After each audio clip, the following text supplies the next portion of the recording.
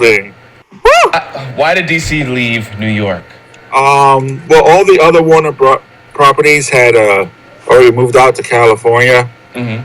It's been a progressive move for Warner Brothers, and DC Comics was the last thing to go. Unfortunately, DC's leaving on a down note with getting less than 25% of the share in the comic books. Wow. Oh my goodness. You know, Marvel's got like 43%, and so most of it's the indies now. As we have said before with our guests who have done indie work, and when we talked like one of our guests, Darryl Brown, a lot of the big name guys, George Perez, John Byrne, Howard Chaykin, they've all gone the indie way. So it looks like the independents are where the comic book itself is going to survive.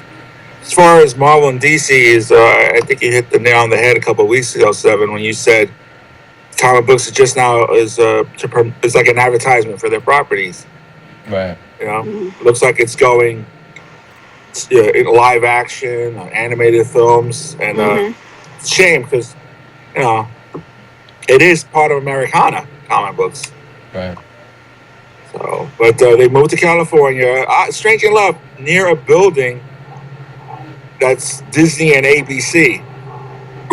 So they're going right next to their competitors again. Right.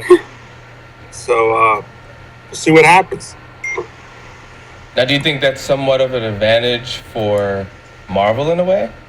Because there's so much energy in New York. There's so much filming in New York. They're filming more now than ever. Yeah. Netflix is ordering more and more shows. Right. Yeah, original they made that series. contract though with the state of New York, so that's really why I think maybe that we're doing so well here. And also the whole Marvel universe is New York City. Like, while DC Comics are in their own little like cities that are created, while Marvel is like blatant, no, this is New York, and New York's this, and like even in the shows they reference back to heroes exist. While I feel that the DC live actions kind of stay in their own realm. They don't connect across like the movies and the shows when as much as Marvel is doing right now. So that's exciting, and I think it's cool for our city to have like we have superheroes, man. California ain't got nothing. Which is weird because Gotham is very obviously New York. Yeah, it is. Yeah. Metropolis. It's New York. So I don't know. There is a city in the Midwest called Metropolis. I think it's in Indiana. Oh, Oh wow. Yeah. that would make sense though. Didn't he grow up on a farm or something? I know. Well, they got the states right. Smallville, Kansas, and they got Kansas right. Right. Got the whole Wizard of Oz thing going. Right. Well, good segue. Daredevil Oh yes. started. So, what has the fan feedback been of that? It's been positive, negative. Positive. I've heard a lot of good reviews. I hear people. This comparison, I want to hear how you feel about this comparison because I don't know where you rate these shows. So let's take this step by step. They say that all of those, the Shield app stuff and all of this stuff going on, no, this is at the low bracket, right? Then you've got Flash and Daredevil, Green Arrow. Except for the third season. Third season doesn't count. That gets taken out of the category. That's what I've been hearing. That it is in between the Flash and the Green Arrow type of thing. Wow. Oh, That's what I'm saying. I don't know how to even compare that. Like, So still, Flash is reigning overall. I'm guessing so. Yeah, that's the best. Yeah, I mean, even with the well, I read that I was discussing with people on Facebook and other sites that they're like, it's good, it's good, but they're like, don't come, the Flash is still the best, that's what they're saying.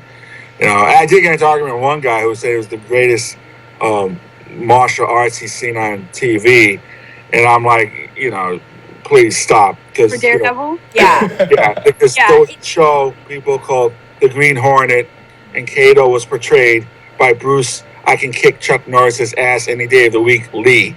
Okay? You cannot... Once you start doing stuff like that, I'm like, all right, you just, your argument's moot because no. Because no. Bruce Lee, no. But no, the show, I'm taking my time with it. I know everyone binge watched the crap out of it last night, 13 episodes, and I'm not trying to do that to myself because it is the most depressing thing when you binge watch a show. What do you do with your life after that? You just sit there. Not even then. It's not fair to the show because you're getting overwhelmed and you're not catching things you should be catching because you're thinking, oh, I got another 5 hours of this, or I got another 4 hours of this. You got to take it chapter by chapter. How many times do you see something like a movie, go back and see it again and catch something you never saw before? Oh yeah, even TV series.